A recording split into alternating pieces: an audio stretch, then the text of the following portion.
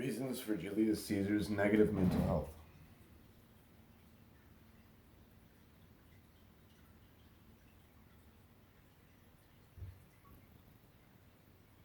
With the coast submitted, Caesar set out to discover the mysterious island or continent off the edge of the known world. Rumors from a vast assortment of wealth spilled from the Gauls wherever there was talk of that place. Pearls supposedly lined the beaches, and in order to secure the proper validation from the Senate for his exportation, Caesar writes that those who live on the island were sending aid to the Belgae, the nearest tribe. They took the thin justification, as there was a great deal of national curiosity about this blank part of the map, where no ink had ever dried and no Roman had ever returned.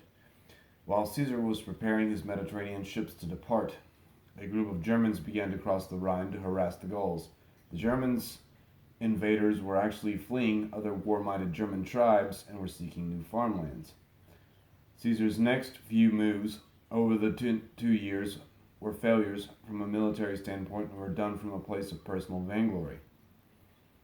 First, Caesar had to deal with the invading Germans. Caesar chased them back across the Rhine and crafted a bridge across that ferocious river in only 10 days. Caesar goes into great detail over the construction of the bridge.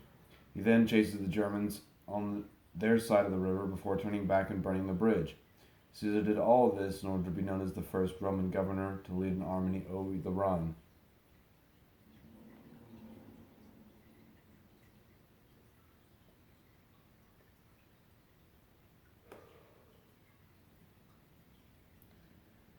Then Caesar took his army and placed them in the boats and sailed for the rumors of the new island. The Atlantic was harsh on his Mediterranean boats, and half of his troops were blown back to where they had started.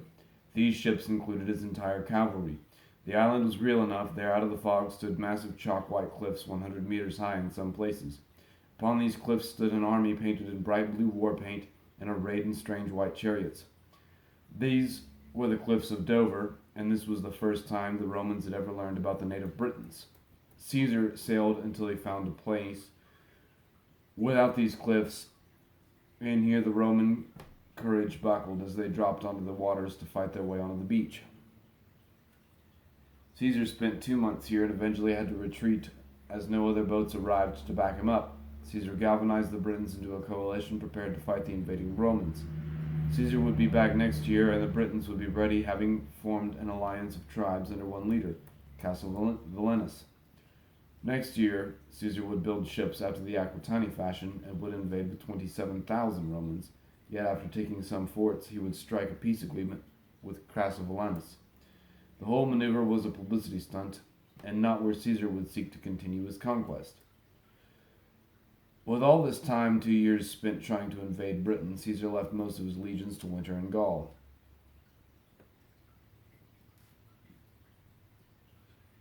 This let the Gauls know that the Gallic annexation was Caesar's true aim. "I am a free man living in a free state," cried a Gallic man to whom the Romans were torturing to death.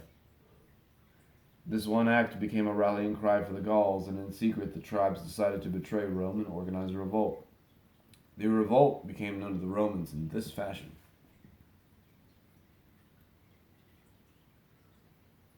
Caesar had 8 legions in different permanent forts all across ancient France to sit with various tribes. In one of these forts were 2 commanders, Cotta and Sabinus.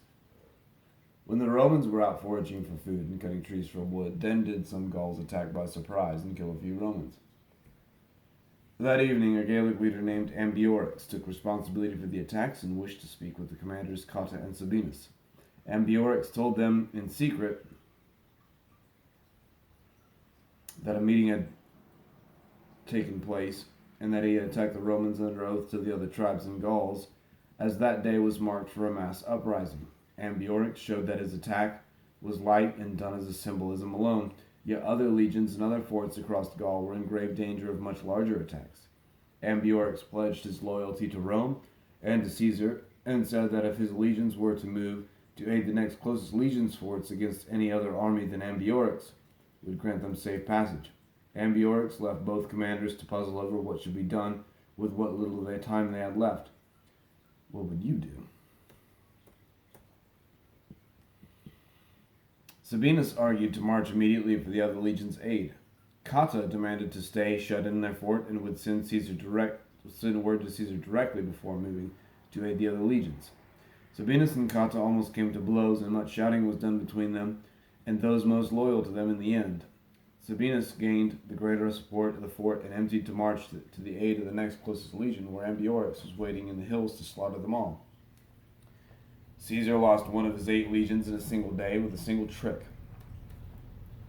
In the other fort, an attack did happen just as Ambiorix had foretold. This camp was under the commander of Cicero the Younger, son of Cicero the orator and senator. Cicero was mildly experienced, and his command was mostly a political move of peace with his brilliant and level-headed conservative father. The attack happened in just the same way as before. Ambiorix attacked the Romans, fetching woods, and appealed to Cicero to leave and help out Sabinus and Cotta's legion, which would soon be under attack. Ambiorix said again. Cicero responded that it was not of Rome's custom to take advice from armed troops. This started the siege of the fort. A tempest arose during the assault, and the Gauls sent bullets of hot clay and flaming arrows to burn all the thatched-roofed houses inside the fort. The Gauls built siege towers and ran ladders up the walls, and made the mistake of crowding the base of the walls of the fort, and become open to the dropping of stones and missiles on their head. Those in the back would not let those under fire retreat, and this was the largest slaughter of Gauls that legion ever experienced. Cicero spent all his time at the command of the fort until his men forced him to sleep, as to return with renewed vigor to his command. The men fought with angelic vigor, and in all of Caesar's writings his praise for 2 soldiers in particular are my favorite passage of his. This I subject to you here, although it is from a translation that I do not possess. The Conquest of Gaul, 6, page 2, page 152, translated by W.A. MacDevitt and S.W. Boren. Here I locate the start of chapter 44. In that legion there are 2 very brave men, centurions, who are now approaching the first ranks, Titus Pullo and Lucius Vorenus. These 2 used to have continual disputes between them of who should be preferred, and every year used to contend for promotion with the utmost animosity. When the fight was going on the most vigorously before the fortifications, Pullo, one of them, said, "Why do you hesitate, Vorenus? Or what better opportunity of signaling your valor do you seek? This very day shall decide our disputes." When he had uttered these words, he proceeded beyond the fortifications and rushed onto that part of the enemy which appears the thickest. Nor does Vorenus remain within the ramparts, but, respecting the high opinion of all, follows closely after. Then, when an inconsiderable space intervened, Puffalo throws his javelin at the enemy, and pieces of one of the multitude who was running up, and while the latter was wounded and slain, the enemy covered him with their shields, and all throw their weapons at the other and afford him no opportunity of retreating. The shield of Pullo is pierced, and a javelin is fastened to his belt. The circumstance turns aside his scabbard and obstructs his right hand when attempting to draw his sword. The enemy crowds around him. When thus embarrassed, his rival runs up to him and succors him in his emergency. Immediately, the whole host turn from Puffalo to him, supporting the other to be pierced through by the javelin. Vorenus rushes on briskly with his sword, and carries on the combat hand to hand. Having slayed 1 man for a short time, drove back the rest. While he urges on too eagerly, slipping into a hollow, he fell. To him, in his return, when surrounded, Pullo brings relief, and having both slain a great number, retreat to the fortifications amid the highest applause. Fortune so dealt with both in this rivalry and conduct that the one competitor was the successor and safeguard of the other, nor could it be determined which of the 2 apparently appeared worthy in being preferred to the other. Julius Caesar. Look at Caesar's clear and cutting use of language. Caesar's Latin would become the standard text for teaching Latin for all to come. In his absence, 2 of his legions came under attack, and Caesar does not forget to name the names and paint vivid pictures of combat on the detail of hand-to-hand single blows. The effect this has in Rome isn't to instill honor or shame for entire families in the public sector, but it guarantees that the population both knows of his work and in some way loves him, or at least loves to hear from him. Caesar talks of himself in the 3rd person, but during these years he is reserved, almost underhandedly modest in being self-referential.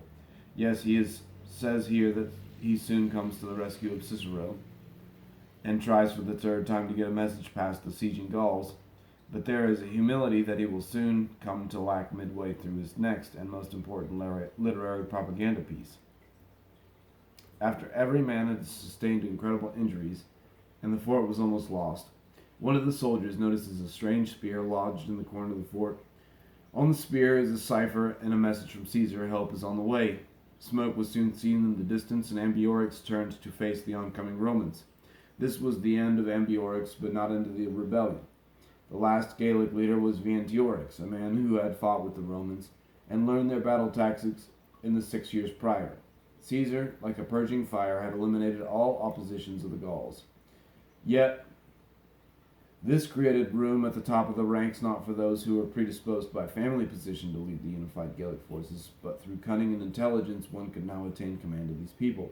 Vientiorix was the most intelligent of all Caesar's foes in the Gallic War.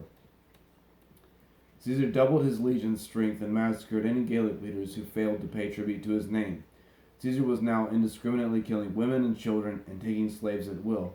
This was full on the occupation of another country, and Vientiorix knew that this was Gaul's last chance. Independence or death, Vientiorix rallied the full support of all the Gallic tribes and attacked the tribes allied with the Romans.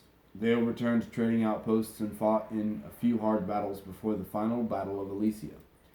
At Alesia, Vientiorix encamped on a fort atop a hillside that was well supplied, with Caesar on his heels and running out of food.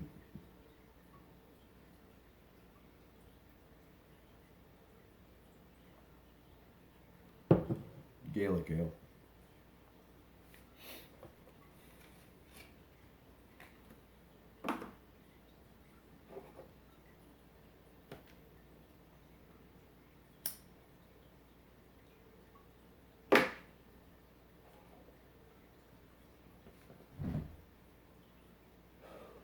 Vientiorix sent word to the Gauls to end the war here on this day, soon after a massive Gallic army had Caesar cut off from his supply route.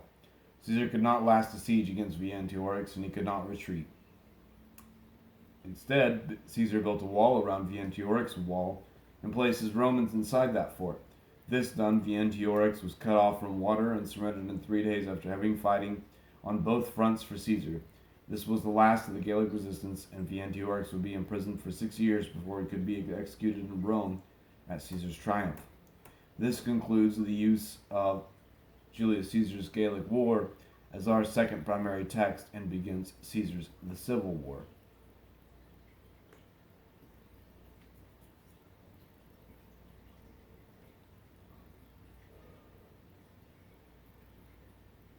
Caesar had been putting out fires in Rome. First, Clodius, a supporter in the Senate of Caesar, began to employ gladiators and create violent street gangs that threatened any politician who opposed his reformist legislation. Milo became the counter to Clodius and the conservative gang leader. Pompey's ambitions overextended when Caesar asked to be made governor again for another 5 years. He did not get the extension, and yet Pompey did, and he was now consul. Caesar needed the legal immunity that accompanied the role of governor or consul because of his actions against Bibulus. If Caesar's legal immunity expired, as would be within the next year, then Cato, Cicero, and Bibulus could have Rome's richest and most popular man in prison for life.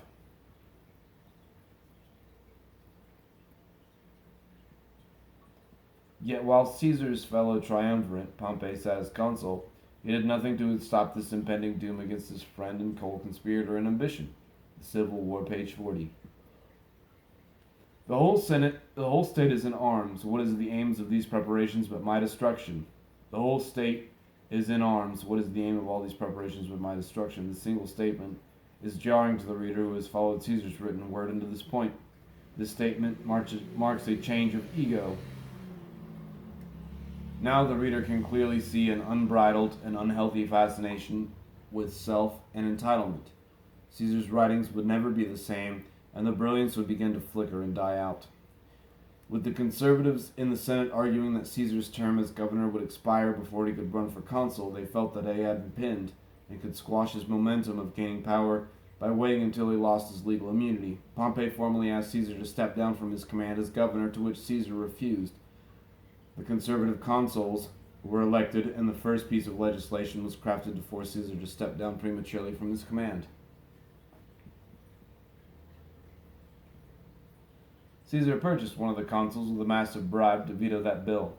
Then it was suggested that Pompey's term as governor was just as questionable legally. Both Caesar and Pompey had been given massive amounts of territory, legions, and unusually long terms as governors, poorly written and held no legal expiration of date. Now that the Senate was in heated debates about dissolving the two most powerful men in Rome for the sake of balancing the power of individuals in the democratic government, the Senate began to fear that one of the two would soon attempt to consolidate all of Rome under a permanent dictatorship. The age of kings was at the door, and Cicero knew it. He argued as the sole mediator at the division of the division. Cicero said that Caesar had done fantastic work for Rome and deserves another term as consul. However, both sides must respect the laws of the Senate. If Caesar would step down, Cicero would see the charges for Bibulus' mishandling would be mild, and after he would be in a great position for the consulship. The reformers stayed loyal to Caesar and Pompey and had been seduced into the conservatives. From here on, the reformers became Caesarians and the conservatives Pompeians. When a fight broke out in Israel, the state asked both Caesar and Pompey to contribute a legion each.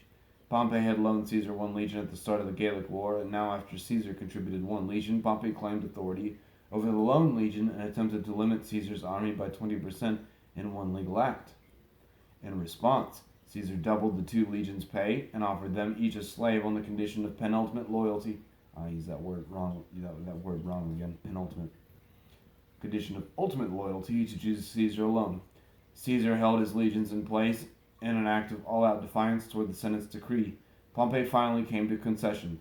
If Caesar resigns first, then Pompey would also step down.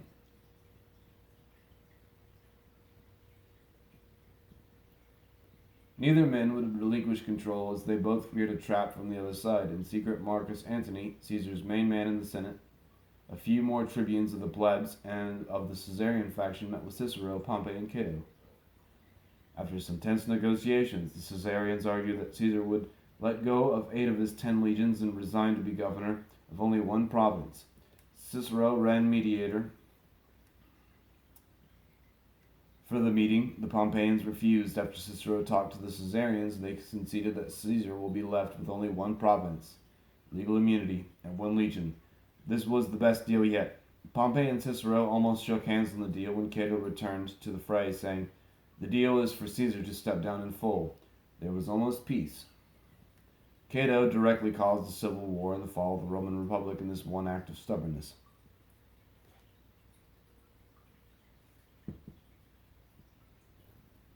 The Senate proposed to pass the final act, and the two consuls passed their authority over to Pompey to become dictator. When Caesar learned that Pompey had become dictator, he was mustering his legions. Caesar took one legion and crossed the Rubicon River into Italy, starting the civil war with these words, "Let the die be cast."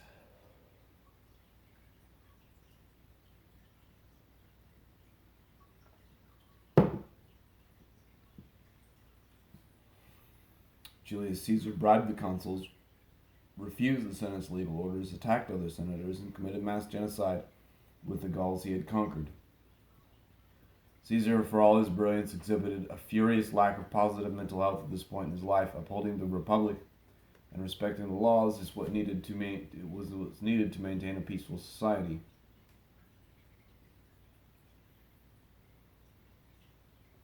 The final act of reason is always cooperation. Cicero was the hero of his day, not Caesar and not Pompey. No one man's power is worth the existential crisis of the state. Caesar believed he owned every human being he met, and Italy would see him king or die. With the stresses of the Civil War for the next few years, Caesar would never know rest. The constant competition and the intoxicating elixir of victory after victory would arose at Caesar's mind until his death. Why did Julius Caesar go insane? When Caesar's right-hand man and most brilliant of the lieutenants, Labienus, heard that Caesar had crossed the Rubicon and was marching on Rome, he abandoned his post and joined Cicero and the Pompeians. Cicero's logic was this: the Senate favored Pompey. There would unfortunately be a dictatorship for the foreseeable future, but when that was over, if the Senate stayed strong in the shadow of that dictator, then perhaps the Senate could conquer Rome once more. Perhaps Cicero named Labienus a true hero for his betrayal, saying, "If he has done nothing less, he has wounded Caesar's heart." Labienus openly called Caesar a traitor to the Republic, yet he did not take or sabotage his legions as he may have done. Caesar would chase Pompey out of Italy as he fled with half the Senate to Greece. Caesar would fight Pompey's legions in Spain before assimilating them to his own force. Pompey resided in Greece. Bibulus was placed in charge of a fleet of ships sent to blockade Italy from Greece. While Pompey continued to muster his legions, every moment Caesar did not move to end the fight, Pompey rallied a larger force from all around the Mediterranean provinces. Caesar marched into Rome and demanded access to the treasury. A single senator vetoed this action, and Caesar threatened his life publicly. Then it was the time to elect new consuls. The old consuls were in Greece, and they had to oversee the election. To work around this, the remaining senators named Caesar dictator using the final act. Caesar won and became consul, which was the cause of the entire civil war. Both Caesar and Pompey had been named military dictators by the Senate.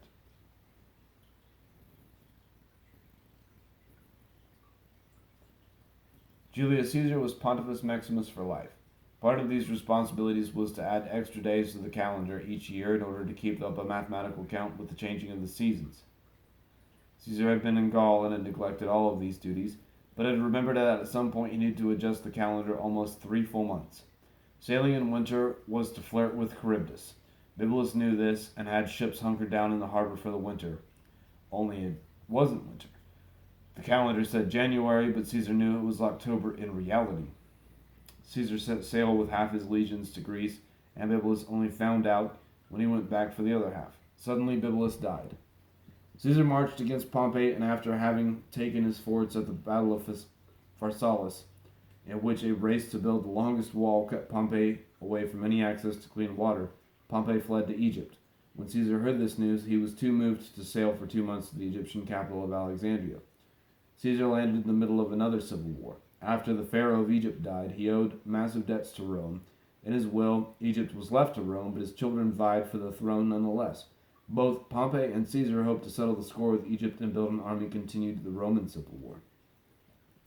When Caesar arrived, the child King Ptolemy, who was no more than 15, held command of the royal quarter. Caesar met with him there, where Ptolemy showed Caesar Pompey's severed head and signet ring. Upon seeing this, Caesar wept and went into great fits of mourning. Caesar ordered a siege of the city and took the royal quarters and held Ptolemy hostage as the Alexandrians in the surrounding city rioted.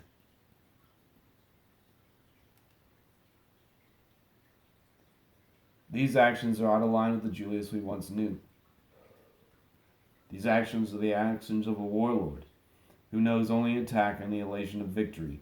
Here he had 4,000 and Romans against an entire city in which he held little justification to attack. In the fighting, the Romans set fire to everything, burning down the library of Alexandria. This is the worst recorded fighting of urban warfare in the ancient world.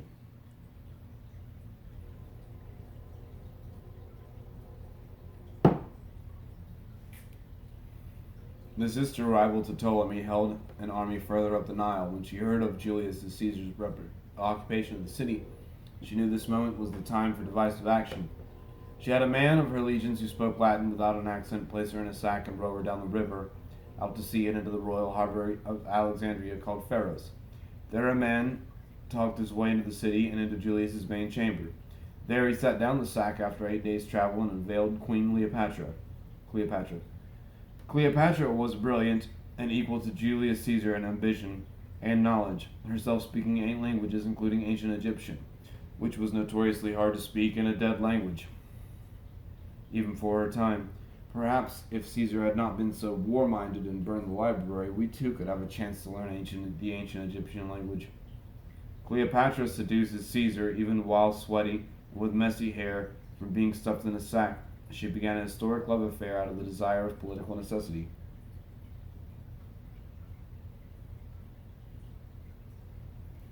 During this time, Caesar began to drink heavily, so much so that his men began to find fault in his slow responses. This was no time for indecisive action. They were severely outnumbered. Caesar was at an all-time low for mental health. Allied with both armies, Caesar took the city in the Battle of the Nile, where Ptolemy was forced to flee, and in fleeing sank one of his ships without the knowledge of how to swim. The boy drowned, and the Egyptian civil war was brought to an end. Caesar made Cleopatra the rightful queen of Egypt and gave her both a child and the Roman province of Cyprus. They spent 2 months on a pleasure cruise down the Nile. Afterwards, she gave birth to a child that the Romans called Little Caesar. Conclusion.